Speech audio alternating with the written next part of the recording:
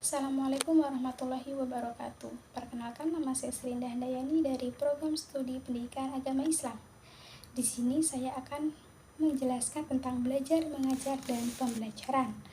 Belajar adalah suatu proses atau upaya yang dilakukan setiap individu untuk mendapatkan perubahan tingkah laku, baik dalam bentuk pengetahuan, keterampilan, sikap, dan nilai positif.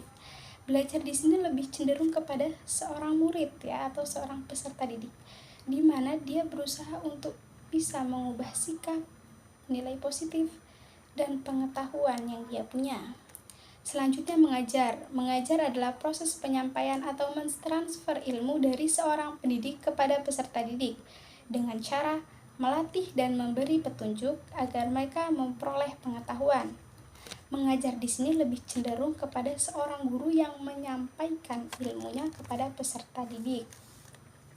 Selanjutnya pembelajaran. Pembelajaran adalah serangkaian kegiatan yang melibatkan informasi dan lingkungan yang disusun secara terencana untuk memudahkan peserta didik dalam belajar.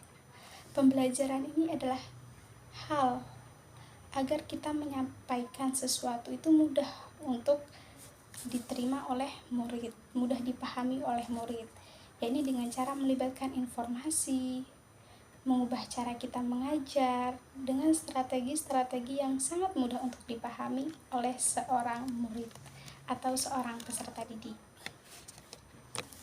Selanjutnya, saya akan menjelaskan cara belajar yang efektif dan efisien. Yang pertama, yakni suasana yang nyaman. Ketika kita belajar, kita harus melibatkan suasana yang nyaman. Ketika kita nyaman dengan tempat tersebut, maka ilmu yang akan kita dapat pun mudah untuk kita pahami. Yang kedua, pahami bukan menghafal. Banyak kali peserta didik dalam belajar itu menghafal.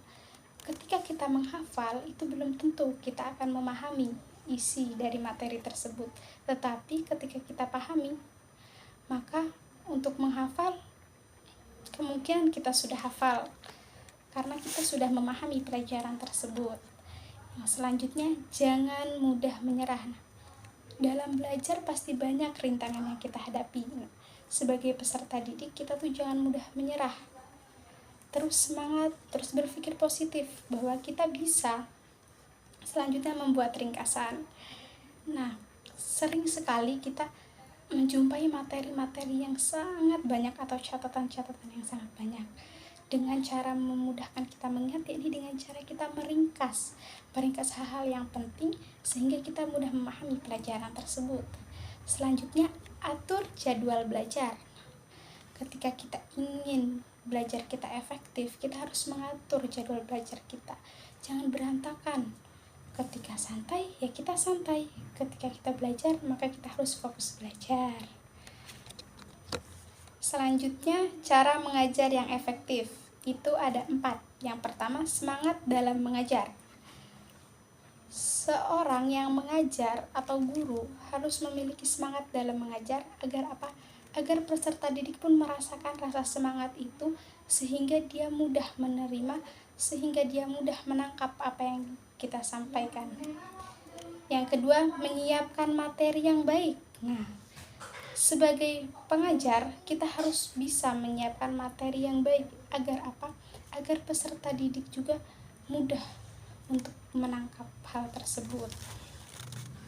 Banyak sekali materi-materi, tapi kita bisa menyiapkan materi terbaik sehingga peserta didik mudah untuk menerimanya. Yang ketiga, memilih metode yang sesuai. Ketika kita mengajar, kita harus melihat apakah metode yang cocok untuk peserta didik tersebut. Apakah metode diskusi, apakah metode dakwah. Nah, pasti setiap pendidik itu memiliki metode-metode tersendiri yang mudah untuk dia dapat. Selanjutnya, adanya aturan yang mendidik. Nah, dalam mengajar kita harus menerapkan aturan-aturan yang mendidik agar apa? Agar peserta didik kita dapat disiplin dan bisa memanfaatkan waktunya dengan baik. Selanjutnya, 4 metode pembelajaran yang efektif. Yang pertama, Metode konvensional atau ceramah. Metode ini diterapkan dengan cara berceramah atau menyampaikan informasi secara lisan kepada siswa. Nah, metode di sini lebih melibatkan kepada pengajarnya.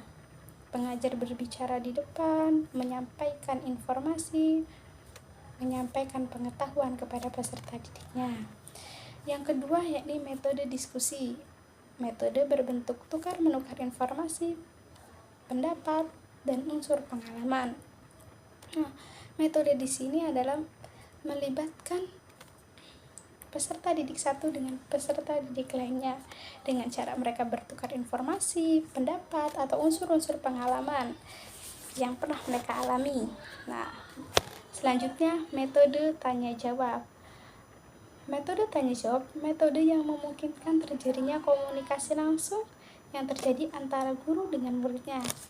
Metode tanya jawab ini seperti ketika guru bertanya kepada murid, kemudian murid menjawab, dan begitu juga ketika murid bertanya, maka guru menjawab. Dari situlah akan terjadi komunikasi antara dua belah pihak. Selanjutnya, metode eksperimen. Metode eksperimen adalah metode di mana siswa melakukan percobaan dengan mengalami dan membuktikan sendiri sesuatu yang dipelajari. Nah, metode eksperimen ini adalah metode percobaan di mana siswa mencoba seperti halnya penelitian. Nah, metode eksperimen ini digunakan agar apa? Agar siswa lebih berusaha untuk mewujudkan sesuatu, untuk membuktikan suatu informasi gitu. Mungkin sekian yang dapat saya sampaikan. Saya akhiri. Wassalamualaikum warahmatullahi wabarakatuh.